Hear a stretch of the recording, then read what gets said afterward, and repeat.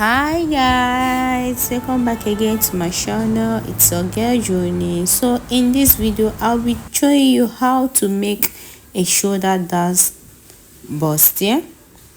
So the first thing I went ahead to mark is the vertical line. So from shoulder to bust point, under bust, waist, and the full length of the top.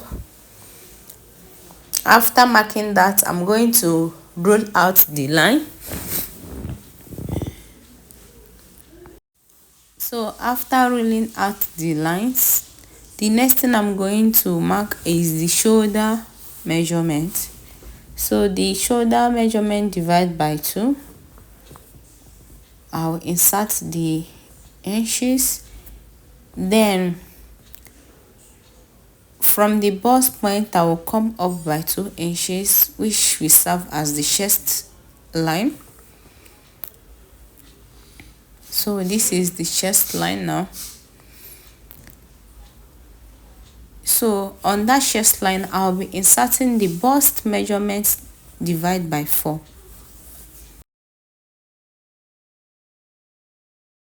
So on the shoulder, I'll be coming down by 1 inch, which will serve as the shoulder slope. Then from there, I will divide the remaining chest line into 2. Then in the midpoint, I will come in by half of an inch, which will enable me to curve the front armhole perfectly.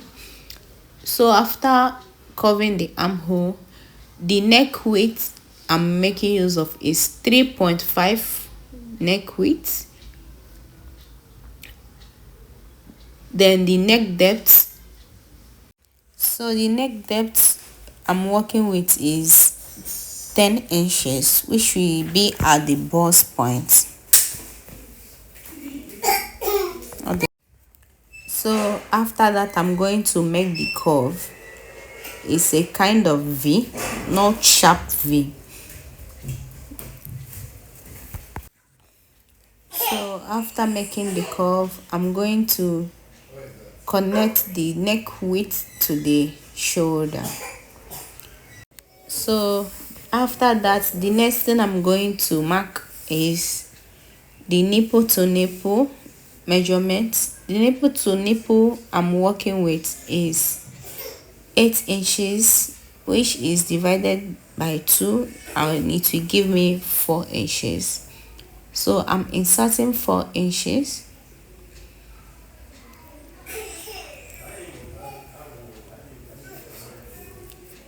So I'm going to connect the dots. After that, I'm going to measure the remaining of the shoulder. Then I will get the midpoint, which I will indicate this way, and connect it to the bust point.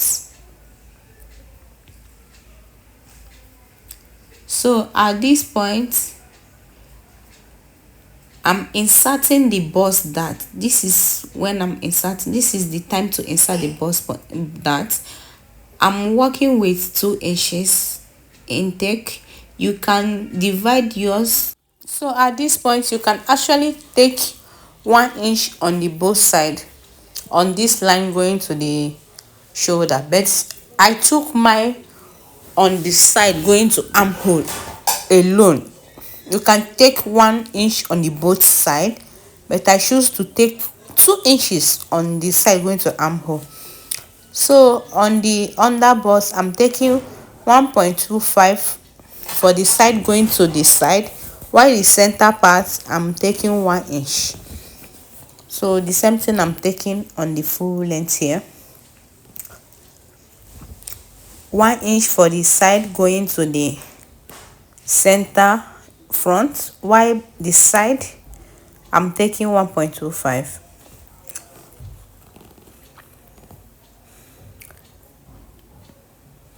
So after rolling the line this way, I'm going to connect this part this way. You can actually make use of shoulder darts in place of princess darts. it will give you that the same result. So after connecting this, the next thing I'm going to do now is to blend the sharp edges. After blending the sharp edges, so these are the parts we will not be using any longer. So we will not be making use of these parts anymore. After that, I'm going to mark the shoulder measurement. Remark the shoulder measurement, sorry. What I mean is that intake, I'm going to replace that intake towards the line going to armhole. So I made use of 2 inches that, so I'm going to come out by 2 inches to replace that intake. Hope you understand what I mean. That intake, I'm replacing it back. So I'm going to connect it back to the armhole.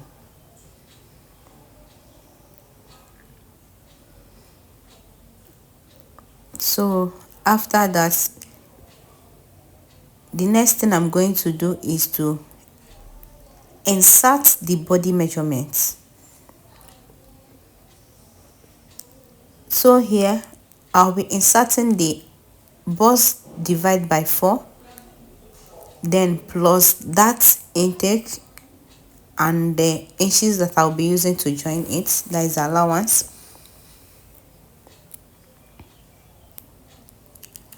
So on the under bust, I'll be inserting round under bust divide by 4. I will mark plus that intake. I will mark, and then allowance I'll be using to sew it. Then on the waist, I'll be doing the same thing. Round waist divide by 4 plus that intake, then plus allowance. So on the full length of the top, I'll be inserting hip measurement divide by 4 plus that intake, then plus allowance. At this point, if you want your hip to have ear, if you want it pointing, if you want it to come out very well, you can add extra 2 inches to your hip measurement. So this is for the front. So after that, the next thing I'm going to do now is to come up on this part by 2 inches, then go out by 3 inches.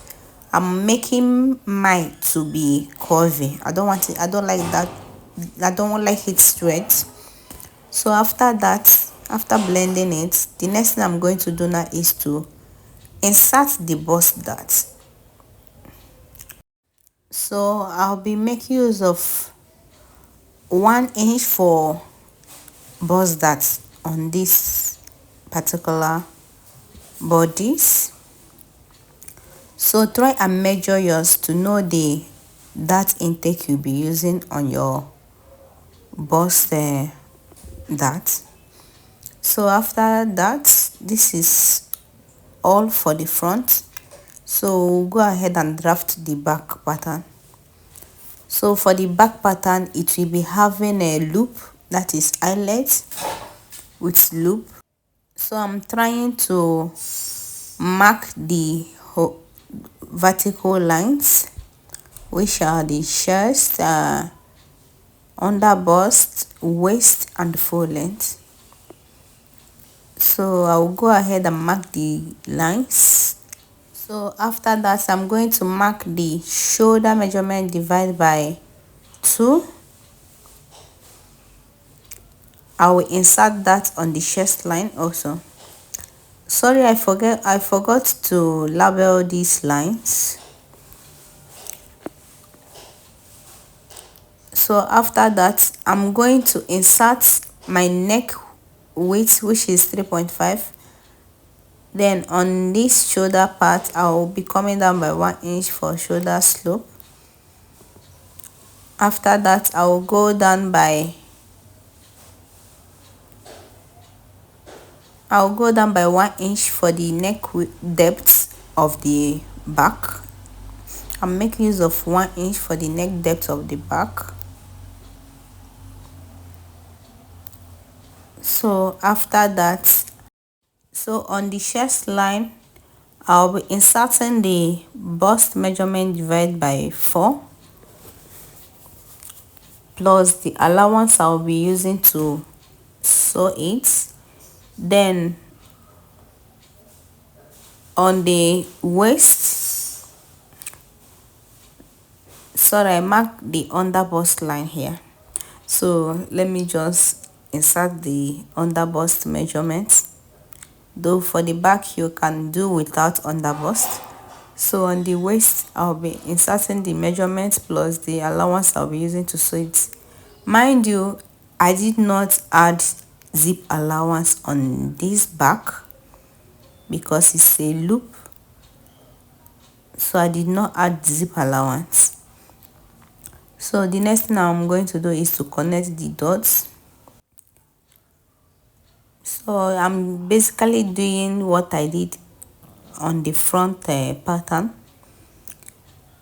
So assuming that you added extra inches on the hip line, on the full length line on the front, remember to add it on the back also. So I'm connecting the armhole this way. This is how my back armhole looks like. So the next thing I'm going to do now is to subtract nipple to nipple measurements. I'm subtracting 4 inches from this side of the back. So this will serve as the snatching effect. So if you don't want the back of your client to be this open, you can remove as much as 2 inches, 3 inches, so depending on how open you want the back to be. So from there, I just came down by 1 inch from the neck depth. So this part I will not be using it anymore. So on the full length, this part I will come up by 2 inches like I did at the front, then I will go out by 3 inches. So I'll go ahead and connect it this way, and that is it. I'll go ahead and cut out the pattern papers. Please, if you find this video helpful, don't forget to like, subscribe, share this video. I will see you in my next video. If you find anywhere difficult, don't hesitate to comment on the comment section. I will be there to reply you. Thank you. Bye.